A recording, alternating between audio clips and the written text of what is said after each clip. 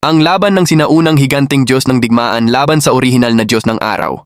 At ngayon, lumabas na ang bagong galaw ng Black Nika Luffy na kayang durugin kahit ang mga God's Knights.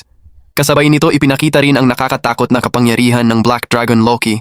Ito ang mga nangyari sa One Piece Chapter 1175. Sa simula ng kwento, ginamit ni Yamachi ang Demon Windhorn para sunugin ang Crystal Knot at tuluyang mailigtas si Robin. Dahil dito, ang Stone Hammer ni Yamatomo ay nagkaroon ng kakaibang kapangyarihan na kayang maglabas ng malakas na enerhiya. Sa hinaharap, hindi na kailangan ng kung anu-anong ritual tulad ng pagsunog ng prutas o iba pang sakripisyo. Samantala, si Loki naman ay nagtransform sa anyo ng Nidhogg Dragon at isa-isang nililinis ang mga Nightmare Monsters. Habang nangyayari ito, si Somas ay naglabas ng isang nakakatakot na sandata, isang Panic Monster Snake Machine Gun na direktang tinarget ang mga anak ng Giant Clan. Pero nang mukhang matatalo na ang mga bata, dumating si Thrawn para harangin ang mga atake. At kasunod nito, dumating din si Luffy na may hawak na kulog sa kanyang kamay. Diretso niyang hinarap si Somas at agad naglabas ng isang matinding atake. Isang White Rubber Boomerang Punch. Ang higanting kamao ni Luffy ay tumama ng diretso kay Somas na may kasamang kulog at kidlat. Dahil sa lakas ng atake at sa Haoshoku Haki, Conqueror's Haki ni Luffy, tuluyang nadurog si Somas.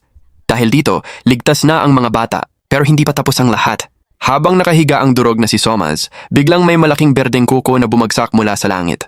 Ang tumapak kay Somas ay walang iba kundi ang Nidhogg Dragon Loki. Naalala ni Giaba ang sinabi noon ni Yaruru, ang legendary Devil Fruit, na ito ay kayang gawing pinakamalaking dragon sa mundo ang taong kakain nito. Pero may isang kondisyon, ang laki ng dragon ay depende sa laki ng katawan ng kumain nito. Ibig sabihin tanging ang sinaunang Giant Clan lang ang kayang ilabas ang tunay na kapangyarihan nito. Noong sinaunang panahon, ang dating God of War ng Elbaf ang kumain ng prutas na ito.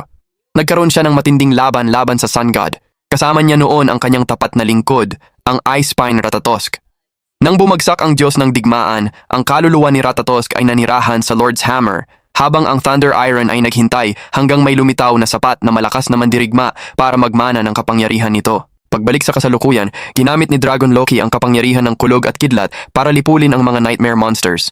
Binuka niya ang kanyang bibig at naglabas ng isang napakalakas na atake, Thunder Sword.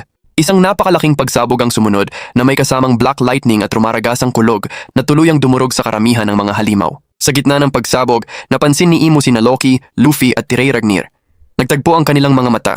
Kahit nasa Holy Land Mariajoa, nakita ni Imo ang lahat ng nangyayari at agad siyang nagalit ng sobra. Kaya pala, nandito si Nidhogg at doon nagtatapos ang kabanata at oo, walang chapter next week.